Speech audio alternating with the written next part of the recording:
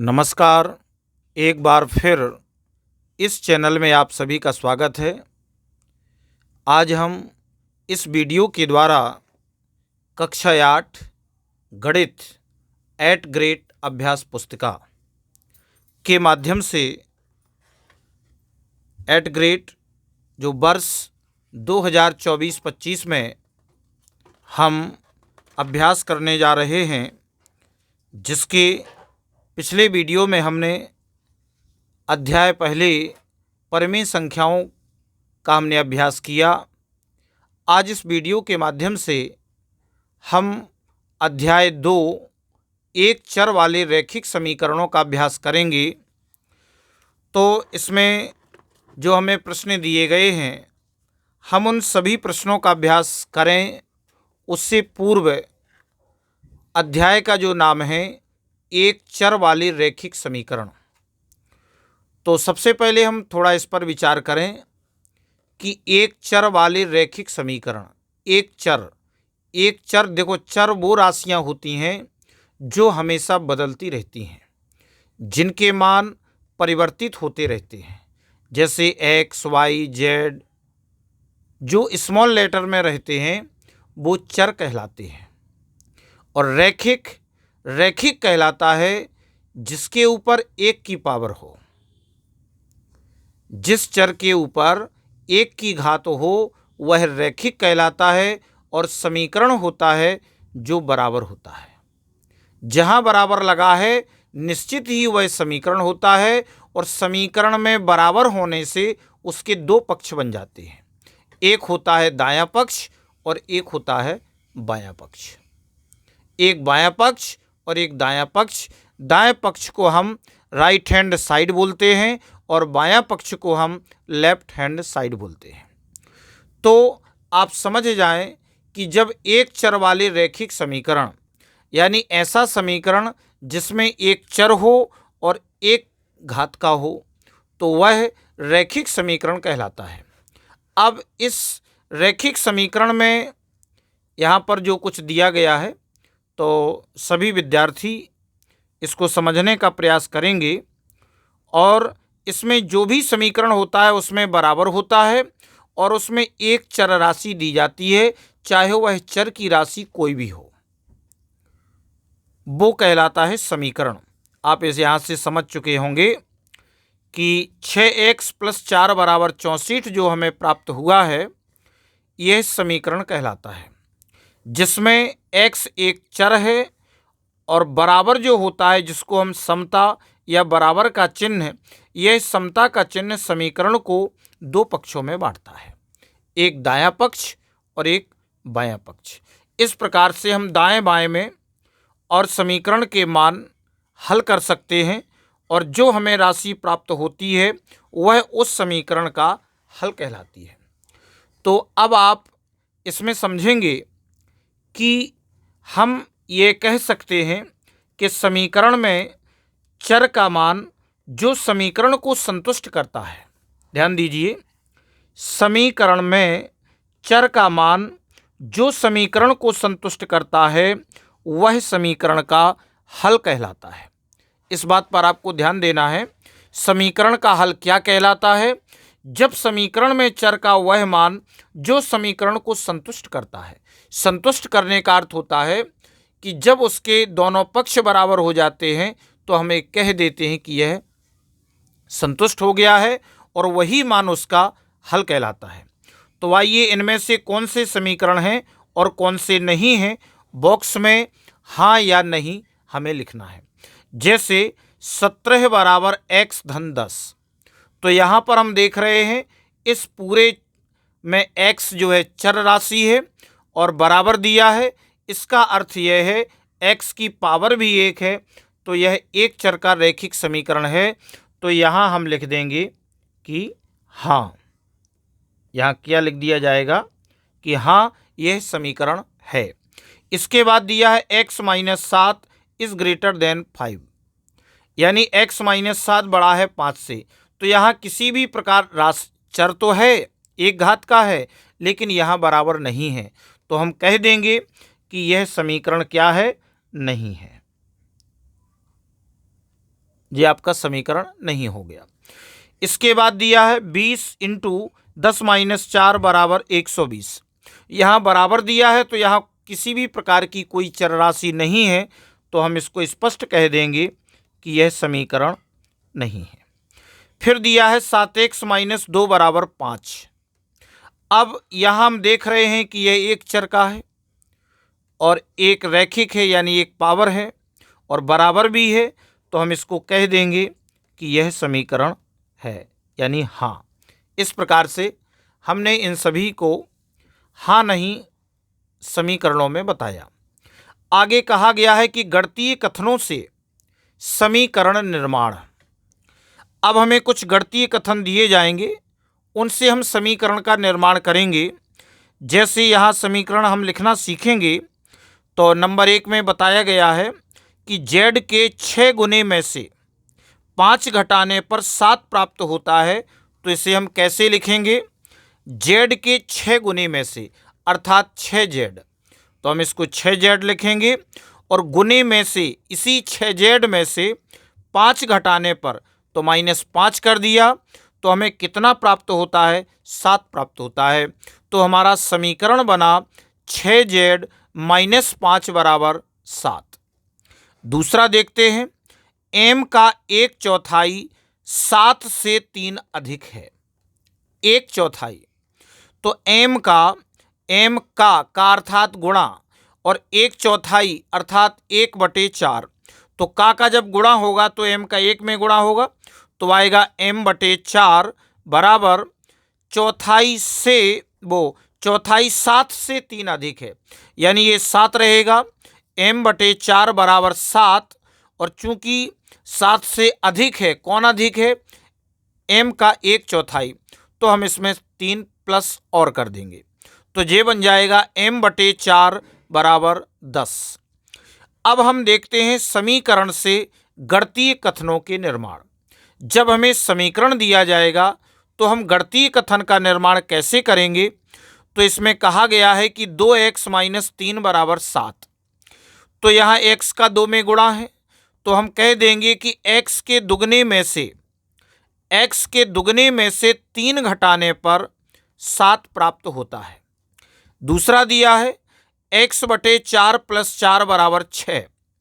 अब यहाँ जो x/4 लिखा है तो इसको कहा जाएगा x के 1/4, x के यानी x का अर्थात गुणा हो गया और 1/4, तो x के 1/4 और 4 का योग 6 है। 4 का योग किसमें है? 1/4 में। x के 1/4 और 4 का योग, इन दोनों का योग कितना है? 6 है।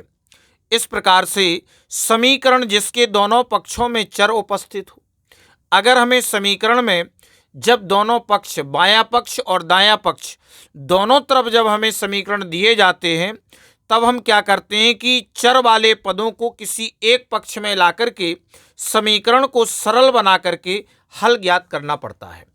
यानी जो हमें दो चर राशियां अलग अलग दोनों पक्षों में दी जाती हैं, उसको हम एक पक्ष में ला करके फिर हम समीकरण को हल करते हैं और उससे मान निकालते हैं। लेकिन इन समीकरणों में हमें विशेष ध्यान ये देना चाहिए कि जितनी भी चर राशियां होती हैं उन्हें हमेशा बाएं पक्ष में रखना चाहिए और अचर राशियों को दाएं पक्ष में रखना चाहिए। यहाँ पर एक समीकरण दिया गया है 5x धन 8 बराबर 12 + 3x। तो इस 3x को हम बाएं पक्ष में ले जाएंगे तो 5x - 3x, अभी इधर प्लस का था, बराबर के इस तरफ माइनस का हो गया, तो 5x - 3x बराबर 12 - 8। अब हम 5x में से 3x घटाएंगे 2x बराबर 8 में से 12 में से 8 गया 4, 2x बराबर 4 हो गया। अब इस 2 गुणा में है तो इधर भाग में आ जाएगा, तो 2 से 4 काट देंगे और x बराबर हमें 2 मान प्राप्त हो जाएगा। इस प्रकार से अब हम इसके बाद इसमें इसके जो हमें प्रश्न दिए गए हैं, अब हम इन प्रश्नों को समझने का प्रयास करेंगे। प्रश्नों को पढ़कर दिए गए विकल्पों में से सही उत्तर चुनकर के लिखिए और सामने दिए गए सही घेरे को भरिए। अब हमें प्रश्न पहला दिया गया है कि निम्नलिखित में से कौन सा गणितीय कथन समीकरण है। गणितीय कथन समीकरण है। तो अब इस यहाँ पर हमें 4 समीकरण दिए गए हैं, लेकिन हमें ये बताना है कि कौन सा गणितीय कथन समीकरण है। तो पहले वाले में हमें बराबर दिया है और x का मान दिया है। दूसरे में कोई चर की वैल्यू नहीं है, चर ही नहीं है, तो ये समीकरण नहीं होगा। इसमें चर दिया है, लेकिन यह भी हमारा जो है समीकरण नहीं होगा, क्योंकि ये छोटे बड़े के रूप में दिया गया है। और इसी तरह से चौथा डी है। तो हम कह देंगे कि जो हमारा ए नंबर का ऑप्शन है वो हमारा ए सही है। और इसमें हम बता देंगे कि गणितीय कथन समीकरण के रूप में 15 बराबर 5 प्लस 2x ए हमें दिया गया है। तो हम इसमें पहले वाले ए वाले ऑप्शन में हम इसको क्या कर देंगे, भर देंगे। इसके बाद नंबर आता है, दूसरा प्रश्न है 3x प्लस 2 बराबर 13 है में x का मान क्या होगा। तो यहाँ पर हम देखते हैं कि हमें जो 4 वैल्यू दी गई हैं, इन 4 में से x का मान हमें निकालना है। तो यहाँ लिखा है कि 3x प्लस 2 बराबर 13 है। तो जब हम 2 का पक्षांतर करेंगे तो 13 माइनस 2 होगा, 13 में से 2 घटाएंगे तो बचेंगे 11 है। तो 3x बराबर 11 है, तो x बराबर हो जाएगा 11/3, जो कि हमें ऑप्शन नंबर डी में दिया गया है।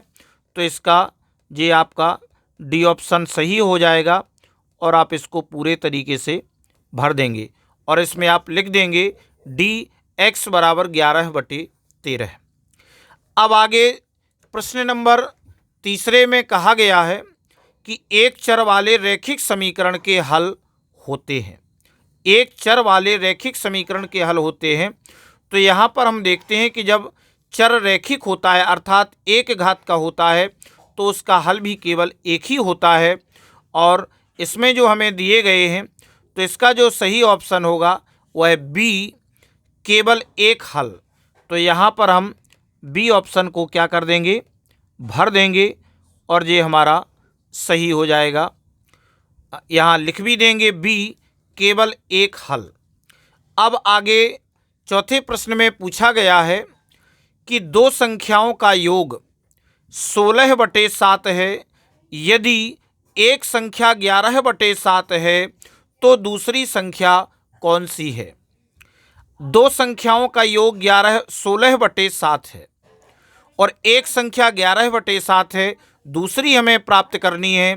तो हम योग में से एक संख्या को घटा देंगे, यानी 16/7 में से जब हम 11/7 को घटाएंगे तो चूंकि इनका हर समान है, तो हम ऊपर की संख्या में से घटा देंगे। 16 में से 11 घटाएंगे तो हमें कितना प्राप्त होगा, 5। कितना प्राप्त होगा, 5 प्राप्त होगा। और बटे में है 7, तो ये हो जाएगा 5/7, जो कि ऑप्शन नंबर हमें सी में दिया गया है। तो हम इस प्रकार से ऑप्शन नंबर सी को क्या कर देंगे, इसको हम भर देंगे और लिख देंगे सी हो जाएगा 5/7। अब पाँचवें प्रश्न में कहा गया है कि किसी संख्या के तिगुने में 15 जोड़ने पर 93 प्राप्त होता है, वह संख्या कौन सी है। तो किसी संख्या के तिगुने में से, तो देखो तिगुने में से अर्थात 3x हो जाएगा, और 15 जोड़ने पर इसमें हम 15 भी जोड़ देंगे और बराबर कितना प्राप्त होता है, 93। तो हम इसको थोड़ा सरल कर लेंगे। किसी संख्या के तिगुने में से अर्थात 3x में 15 जोड़ने पर हमें 93 प्राप्त होता है। तो 3x बराबर हो जाएगा 93 माइनस 15 है, तो 3x बराबर हो जाएगा। अब आप इसमें से घटा देंगे, तो अब 13 में से 5 घटाओगे, 8 5 13 8, और 8 में से 1 घटाओगे 7, तो ये कितना हो जाएगा, ये 78 आ गया। x बराबर हो जाएगा आपका 78/3। अब 3 का भाग 78 में देंगे तो 3 दूनी 6 और 3 18, तो कितना आ गया, 26, जो कि आपका ऑप्शन नंबर ए आपका ये सही हो जाएगा। इस प्रकार से आपने इन सभी पांचों के विकल्पों के सही उत्तर दिए। अब दिए गए प्रश्नों को हल कीजिए। नीचे जो हमें प्रश्न दिया गया है, हल कीजिए। 5x माइनस 3 बराबर x प्लस 2। अब हमें इन बाएं पक्ष और दाएं पक्ष दोनों में चर का मान दिया गया है, तो हम क्या करेंगे, पहले एक साइड में हम चर को लाएंगे। तो हमने लिखा 5x माइनस एक्स, इस x का इधर ले गए तो ये माइनस में आ गया, बराबर में 2 लिखा हुआ है। अभी 3 माइनस का है तो ये इधर किसका हो गया, प्लस का। ये क्या करने पर हुआ, पक्षांतर करने पर। अब हम 5x में से x घटाएंगे तो 4x बचेगा और बराबर हो जाएगा 3 प्लस 2 5, तो 4x बराबर आ गया 5। इस प्रकार से हम छठवें प्रश्न को हल कर लेंगे। तो x का मान हमें कितना मिल गया, 5/4 प्राप्त हो गया। अब हम अगला 7वां प्रश्न देखते हैं। किसी संख्या को 8 से भाग दिया जाता है तो परिणाम -3 प्राप्त होता है, संख्या ज्ञात कीजिए। तो किसी संख्या को 8 से भाग दिया जाता है, हमें संख्या ज्ञात करना है। माना कि वह संख्या x है, तो हम क्या करेंगे, प्रश्नानुसार किसी संख्या को 8 से भाग दिया जाता है। जब हम संख्या x में 8 से भाग देंगे अर्थात x/8 बराबर, तो हमें परिणाम -3 प्राप्त होता है। परिणाम कितना प्राप्त होता है, -3 प्राप्त होता है। तो हम x/8 बराबर -3। अब -3 के नीचे भी 1 होगा। जब हम इसका त्रियक गुणा करेंगे तो 1 का गुणा x से होगा, तो x एकम x बराबर -3 का गुणा 8 से होगा। यहाँ पक्षांतर किया गया है। अब हम 8 का गुणा जब 3 में करेंगे तो -24 आएगा। अतः वह संख्या कितनी है, -24 है, जिसको 8 से भाग देने पर हमें परिणाम -3 प्राप्त होता है। वह संख्या ज्ञात कीजिए। तो वह संख्या हमारी कितनी हो गई, -24। अब प्रश्न 8वां हम देखते हैं कि रमेश ने एक संख्या सोची और उसका 2 गुना किया, उसमें 20 जोड़ा। परिणामी संख्या को 25 से भाग देने पर 4 प्राप्त होता है, वह संख्या क्या है। तो आप समझें कि माना वह संख्या x है, तो रमेश ने एक संख्या सोची, उसका 2 गुना किया। 2 गुना किया अर्थात उसका 2x, और उसमें 20 जोड़ा अर्थात +20। तो हमें परिणाम संख्या कितनी प्राप्त हुई। अच्छा, इसमें 25 से भाग देने पर यानी परिणामी संख्या यानी 2x + 20/25, 25 से भाग देंगे तो हमें उत्तर में 4 प्राप्त होता है। तो 4 के नीचे 1 लगाएंगे और ये बन जाएगा आपका 2x + 20 और 25 का आपका इधर गुणा हो जाएगा, त्रियक गुणा होगा, तो 25 चौके हो जाएगा 100 और 2x + 20 बराबर 100। तो 2x बराबर हो जाएगा 100 और 20 का इधर कर दिया पक्षांतर। 20 का इधर पक्षांतर किया तो 2x बराबर आ गया 80। तो x का भाग दिया 80/2 बराबर 40। तो जो हमें x का मान 40 प्राप्त होता है, तो हम कह देंगे अतः वह संख्या 40 है। इस प्रकार से हम 9वें प्रश्न को देखते हैं कि x के 2 क्रमागत गुणजों का योग 210 है, तब इनमें से छोटा गुणज क्या होगा। ध्यान दें, 10 के 2 क्रमागत गुणज, 10 के जो 2 क्रमागत गुणज होंगे और उनका योग है 210। तो हम सबसे पहले मान लेंगे कि 10 के 2 क्रमागत गुणज, 10 के 2 क्रमागत गुणज 10x और 10x + 10 हैं। अगर हम इसको बाहर 10 ले लेंगे तो दूसरा जो गुणज होगा वह x + 1 होगा, या हम इसी प्रकार से लिखे रहें तो 10 के 2 क्रमागत गुणज 10x और 10x + 10 हैं। अब प्रश्नानुसार प्रश्न कहता है कि इन 10 के 2 क्रमागत गुणजों का योग 10 है, 210 है। तो हम इनका योग कर देंगे दोनों का। एक हो गया 10x और दूसरा हो गया 10x + 10 बराबर 210। अब हम इसको सरल करेंगे तो ये हो जाएगा 10x 20x और +10 बराबर 210। अब हम 10 का पक्षांतर कर देंगे तो 20x बराबर 210 - 10। अब 20x बराबर हो जाएगा 210 में से -10 किया तो हमें 200 प्राप्त हुआ। x बराबर हो जाएगा 200 और जो अभी 20 गुणा में है ये भाग में आ गया, तो 20 का भाग 200 में दिया तो आ गया 10, अर्थात x का मान हमें कितना प्राप्त हो गया 10। तो हम बता देंगे कि पहला गुणज क्या होगा, छोटा गुणज क्या होगा। तो पहला गुणज हो जाए, पहला गुणज हमने माना था 10x, तो x का मान 10, तो 10 गुणे 10 बराबर 100। तो पहला और सबसे छोटा गुणज हो गया 100। आगे प्रश्न 10वां देखते हैं। x के किस मान के लिए निम्न आकार का परिमाप 186 सेंटीमीटर है।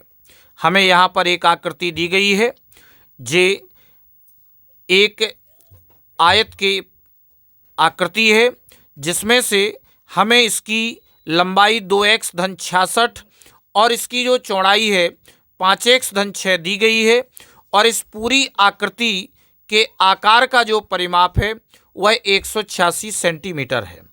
तो हम यहाँ लिखेंगे कि आयत का परिमाप बराबर 186 सेंटीमीटर।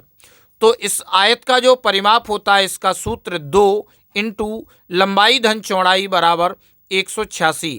अब हम इसमें मान रख देंगे 2 इंटू लंबाई का मान है 2x धन 66, तो हमने लिखा 2x धन 66 प्लस और चौड़ाई का मान है 5x प्लस 6 बराबर 186। अब इसको सरल किया, 2x और 5x 7x प्लस 66 में 6 जोड़ दिए 72, और जो 2 इधर गुणा में दिया है वो 186 के भाग में आ गया। तो अब हम इसे और सरल करते हैं, 7x प्लस 72 बराबर 93। 2 का भाग जब हमने 186 में दिया तो 93 आया, और अब हम 72 का भी पक्षांतर कर देंगे तो 7x बराबर 93 माइनस 72। तो अब 93 में से 72 माइनस किए तो 21 आया। x बराबर अब 21/7, अब 7 का भाग 21 में दिया तो हमें x का मान कितना मिला 3। तो हम बता देंगे कि x के किस मान के लिए निम्न आकार का परिमाप 186 है, अतः आकार का जो परिमाप 186 है वह x के मान 3 के लिए संतुष्ट होता है। अब प्रश्न नंबर 11वां। एक बढ़ई एक पलंग बनाने के लिए 2600 रुपये लेता है। इसमें प्रयोग की गई सामग्री की लागत 1100 रुपये है तथा मजदूरी 200 रुपये प्रति घंटा है। बढ़ई ने कितने घंटे कार्य किया। तो इसका हल करते हैं। तो सबसे पहले इसमें लिखते हैं पलंग की कुल लागत कितनी दी गई है 2600 रुपये, और सामग्री की लागत 1100 रुपये। इसमें प्रयोग की गई सामग्री की लागत 1100 रुपये है, और कुल मजदूरी कितनी दी गई है। अब कुल मजदूरी देखो, लागत 1100 रुपये है, कुल लागत 2600 है, तो 2600 में से जब हम 1100 घटा देंगे तो हमें कुल मजदूरी 1500 रुपये प्राप्त होगी। अब ये 1500 जो रुपये कुल मजदूरी है, जबकि इसमें जो मजदूरी दी गई है 200 रुपये प्रति घंटा। तो मजदूरी 200 रुपये प्रति घंटा है, लेकिन बढ़ई ने कितने घंटे कार्य किया। तो हम बता देंगे कि बढ़ई ने कुल कितने घंटे कार्य किया बराबर 1500/200। तो 200 का भाग जब हम 15 में देंगे तो उत्तर आ जाएगा 7 सही 1/2 घंटे। 2 जीरो से 2 जीरो काट दिए और 2 का भाग 15 में दिया, 2 सत्ते 14, एक शेष बचा, तो 7 सही 1/2। अतः बढ़ई ने कुल 7 सही 1/2 घंटे कार्य किया। इस प्रकार से आप इस प्रश्न का हल कर लेंगे। अब आप अगला प्रश्न देखते हैं। 12वां प्रश्न दिया गया है, समीकरण हल कीजिए। तो समीकरण हल कीजिए। ये समीकरण दिया गया है z/2 माइनस 1/5 बराबर z/3 प्लस 1/4। अब हम सबसे पहले चर राशि को एक साथ करेंगे। तो z/2 माइनस z/3, इसका पक्षांतर कर दिया तो माइनस में आ गया, बराबर 1/4, और इधर माइनस में 1/5 है तो इधर आ गया 1/5 प्लस में। इसका क्या कर दिया पक्षांतर। अब हम इसको क्या करेंगे कि एलसीएम लेकर के 2 और 3 का एलसीएम लिया तो 6 आया, 2 का भाग 6 में दिया 3 और ये हो जाएगा 3Z माइनस 3 का भाग 6 में दिया 2 और 2 का ऊपर गुणा किया 2Z बराबर हो गया। अब इधर एलसीएम आया 20 तो 4 पंचे 20, 5 एकम 5 प्लस 5 चौके 20, 4 एकम 4। अब इसे आगे हमने हल किया तो 3Z में से 2Z घटाया तो कितना आया Z और बटे 6 बराबर 5 4 9 बटे 20। इस प्रकार से अब जे त्रियक गुणा कर दिया, Z का गुणा 20 में किया 20Z बराबर 6 का गुणा 9 में किया 6 गुणा 9, इधर क्या कर दिया त्रियक गुणा। अब Z का मान निकालेंगे तो 6 गुणे 9 और जो अभी गुणा में है तो बराबर के इस तरफ भाग में आ गया तो Z बराबर हो जाएगा। अब इसको काट दिया, 2 से काटा 2 तिहाई 6, 2 पंच 10 दूनी 20 और 3 का गुणा 9 में 3 गुणा 9 बटे 10, 3 नाम 27, 27 बटे 10। तो हमें Z का क्या मान मिल गया 27 बटे 10। अब हम अगला 13वां प्रश्न देखते हैं कि समीकरण का हल कर उत्तर की जांच कीजिए। सबसे पहले हमें समीकरण जो हमें दिया गया है इसको हमें हल करना है और हल करने पर जो हमें x का मान मिलेगा फिर हम इसमें मान रख करके इसकी हम उत्तर की जांच करेंगे। तो इसको हल करने के लिए अब चूंकि इसको हल करना और जांच करना ये इतनी जगह में संभव नहीं है तो विद्यार्थी इसे जो है कॉपी में हल करेंगे। तो 13वें प्रश्न का किस तरह से हल करेंगे वो आप समझें। जो हमें समीकरण दिया गया है 5x minus 2 into 2x minus 7 बराबर 2 इंटू 3x माइनस 1 प्लस 7 बटे 2। सबसे पहले इसको 2 का अंदर गुणा करेंगे, 5x बराबर ये हो जाएगा माइनस 2 दूनी 4x और माइनस माइनस प्लस 2 सत्ते 14 बराबर ये हो जाएगा 2 का अंदर गुणा किया 2 तिहाई 6x माइनस 2 एकम 2 और प्लस 7 बटे 2। आगे हल करेंगे तो 5x में से 4x घटाए x आया प्लस 14 बराबर 6x माइनस 2 प्लस 7 बटे 2। अब हम x के मान को एक साइड रखेंगे, x आ गया बराबर के इस तरफ 6x दिया है तो हम पक्षांतर में लाए तो माइनस 6x बराबर माइनस 2 प्लस 7 बटे 2 और इधर प्लस के 14 इधर आ गए माइनस के 14, पक्षांतर हो गया। अब 6x में से हमने x को घटाया तो माइनस के 5x क्योंकि माइनस की संख्या बड़ी है। इस प्रकार इधर हमने देखा इसके नीचे भी 1 होगा इधर भी 1 होगा, एलसीएम 2 आया, 2 दूनी 4 हो गया प्लस 2 एकम 2 और 7 एकम 7 माइनस 14 दूनी 28। इस प्रकार से माइनस 5x बराबर हमें हल करने पर माइनस 25 बटे 2। अब जब हमने x का मान निकाला तो माइनस 25 बटे 2 गुणे 5, माइनस से माइनस कैंसिल और 5 से 25 का भाग दिया तो 55 25 तो ये आ गया 5 बटे 2। तो हमें x का जो मान मिला x का मान आ गया 5 बटे 2। अब हम इस x के मान को जो हमारा प्रश्न दिया गया था उसको हम मान रख करके जांच करेंगे। तो जांच करने में हम सबसे पहले लेफ्ट हैंड साइड अर्थात बाएं पक्ष लेते हैं। तो हमारा बाएं पक्ष दिया है 5x minus 2 into 2x minus 7, तो हमने इसको लिख लिया और इसमें हमने x की जगह 5 बटे 2 का मान रखा, यानी 5 गुणे 5 बटे 2 माइनस 2 इंटू 2 गुणे 5 बटे 2 माइनस 7। तो अब इसका ऊपर गुणा होगा क्योंकि इसके नीचे भी 1 होगा। यदि मान कटते नहीं हैं तो हम ऊपर ऊपर का गुणा और नीचे नीचे का करते हैं। तो 55 25 बटे 2 और इधर हमने किया माइनस 2 इंटू 2 से 2 कैंसिल हो गया 5 माइनस 7। अब हमने फिर इसको सरल किया 25 बटे 2 माइनस 2 इंटू अब माइनस 7 में से 5 घटाए तो हमें माइनस 2 प्राप्त हुआ। अब 25 बटे 2 और माइनस माइनस का गुणा हुआ तो प्लस के 4। अब यहाँ फिर हम एलसीएम लेकर के हल करेंगे तो 2 एकम 2 और 25 एकम 25 प्लस 2 चौके 8। अब 25 और 8 जोड़े तो कितना हो गया 25 8 33। इधर आप देखते जाएंगे तो 25 8 हो गया 33, 33 बटे 2। इस तरह से हमारा जो लेफ्ट हैंड साइड का मान आ गया वह आ गया 33 बटे 2।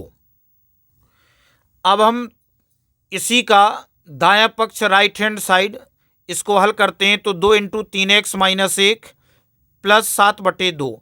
जब हम इसमें x का मान 5/2 रखेंगे तो 2 इंटू 3 गुणे 5/2 माइनस 1 प्लस 7/2।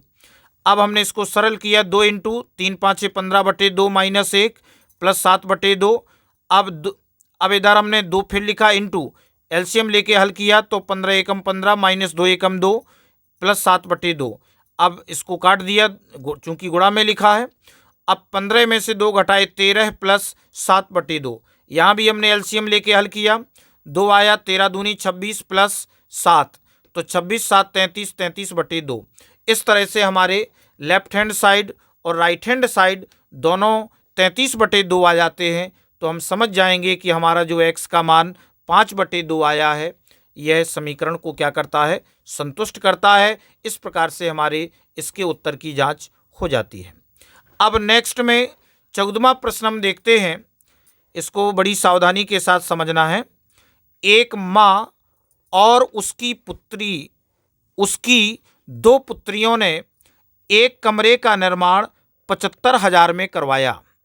बड़ी पुत्री ने अपनी माँ के भाग की धनराशि की 3/8 धनराशि का योगदान दिया तथा छोटी पुत्री ने अपनी माँ के भाग की धनराशि की 1/2 धनराशि दी। तीनों ने पृथक पृथक कितनी धनराशि का योगदान दिया। अब देखिए, इसमें एक माँ दी है और उसकी 2 पुत्रियां हैं। अब इस तीनों ने मिलकर के कमरे का निर्माण 75,000 में करवाया, जिसमें से बड़ी पुत्री ने माँ का जो भाग था उस माँ के भाग की धनराशि की 3/8 धनराशि का योगदान दिया और छोटी पुत्री ने अपनी धनराशि का माँ के भाग की धनराशि की 1/2 धनराशि दी। तीनों की पृथक पृथक राशि हमें योगदान बताना है। तो इस प्रश्न का भी इतने में हम हल नहीं कर पाएंगे, तो आप इसे किस तरह से हल करेंगे वो आप समझें। देखिए, सबसे पहले हम लिखेंगे माना माँ द्वारा लगाई गई धनराशि बराबर x रुपये। बड़ी पुत्री द्वारा लगाई गई धनराशि, बड़ी पुत्री कितनी धनराशि लगाती है, 3/8 x रुपये। चूंकि किसकी लगाती है, माँ की धनराशि का 3/8 बड़ी पुत्री लगाती है और छोटी पुत्री द्वारा लगाई गई धनराशि बराबर 1/2 इंटू x रुपये। अब प्रश्नानुसार तीनों मिलाकर के 75,000 रुपये बनाने में खर्च करते हैं। तो x plus 3x/8 plus x/2 बराबर कितना होता है, 75,000।